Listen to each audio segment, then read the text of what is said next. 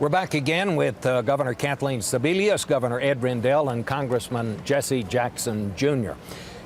One of the things that cropped up last week and got a lot of attention was when John McCain was asked by a reporter a very simple question: how many houses do you have? And suddenly John McCain was stumped for an answer. Well, he hasn't responded. Nobody's asked him about it since. But yesterday, Katie Couric asked him the question directly: how could you forget how many houses you have? Listen to this.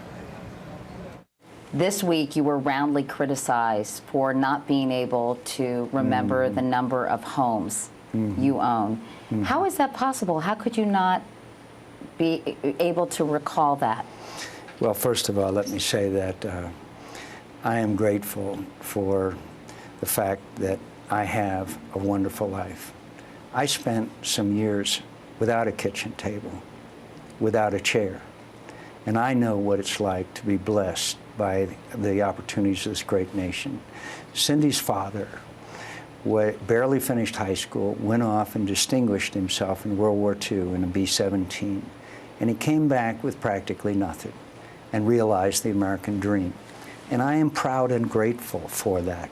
And I think he is a role model to many young Americans who serve in the military and come back and succeed. So the fact is that we have homes, and I'm grateful for it.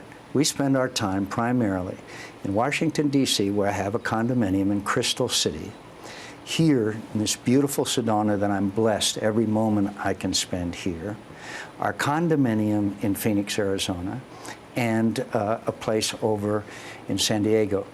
The others are also for investment purposes.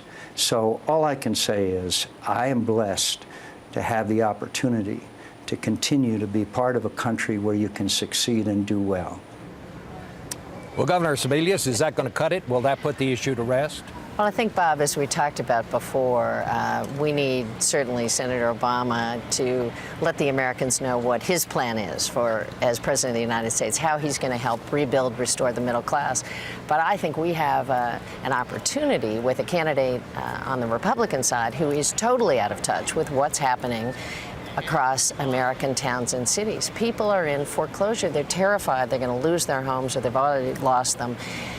They are afraid they'll never buy a home. We still don't have any idea how many homes John McCain owns. And I don't begrudge him 7, 10, whatever the number is, but I think it's an indication that he has no idea.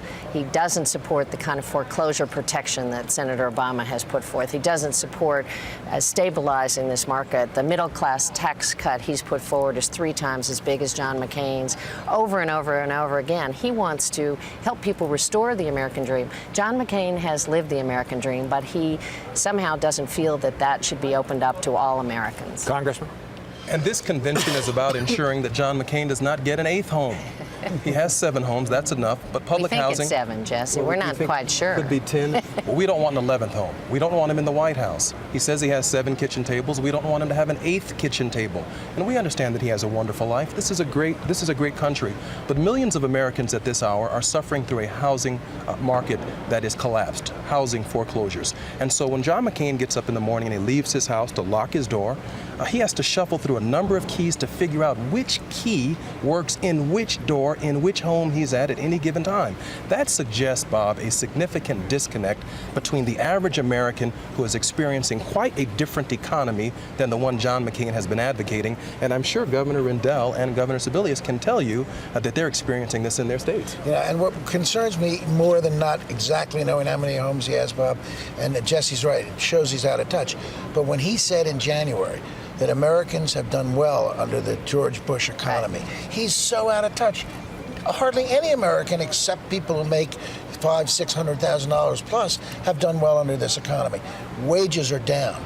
Everything else is up. Americans, middle-class working Americans, are getting slaughtered under this economy. How could he have said that?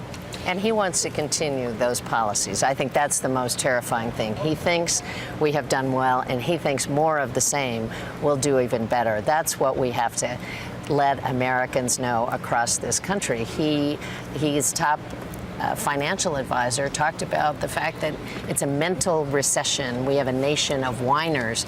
I'd like him to come to towns across Kansas and Pennsylvania and Illinois and see what's really happening in communities. Let me ask you all this. There's no question that John McCain has made some inroads going negative. Is Barack Obama going to have to go negative? Some people are saying he needs to kind of and get down here and mix it up. What do you think, Governor? Well, I think he has to mix it up the way Joe Biden did yesterday. I think that's going to be the tone that both Joe and Barack are going to take. They're going to say, look, John McCain, good man, American hero, but he wants to extend the Bush administration, as Governor Sebelius said, for another 4 years. This is what he's going to do to your pocketbook. This is what he's going to do to your health care. So we've got to do it, but we're going to do it on the issues because we're right on the issues. And the American people know we're right on the issues. So they've got to forget all the other stuff and vote for the party and the person who's going to be best for their pocketbooks. And that's Barack Obama easily. And Bob, we've got, again, candidates who have voting records, who have platforms. This isn't some position paper on some website. This is the way they voted, the way they work. We got Barack, who started as an organizer in Chicago, who fought for working class issues in Illinois, who took that philosophy to the United States Senate, and John McCain for 25 years, and most recently in the last 8, has been a top lieutenant of the Bush-Cheney policy over and over and over again. The other part is... Bob, of course we're going to fire back, and we should fire back.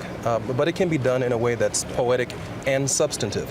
Barack Obama must not rise to the call at this convention of the critics, and he must not rise to reactions from McCain from outside of our convention dictating the terms of the dialogue amongst Democrats.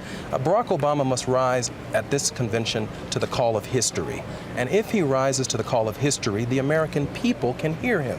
45 years ago during this period, Martin Luther King Jr. rose to the call of history, and he spoke to millions of Americans, and it led to progressive legislation that changed the face of this country and made this moment possible. Barack Obama will have that moment and that opportunity. Millions of Americans will be listening. Beyond the critics, beyond McCain's antics from the outside, Barack Obama can unify this party and this nation. Is it going to be hard, though, for Joe Biden? Clearly, he's going to have to be the spear guy here. He's going to have to be the point man. Is it going to be hard for him to go after John McCain because they are such close friends? No, I think Joe feels very deeply that this country needs change and needs Barack Obama, needs economic change, needs changes on health care. And that overrides even personal friendship. I think Joe's going to be a happy warrior. He's going to go out there and in his special way point out the differences. All right. Well, I want to thank all three of you for a very interesting discussion. I'll be back with the final word in just a minute.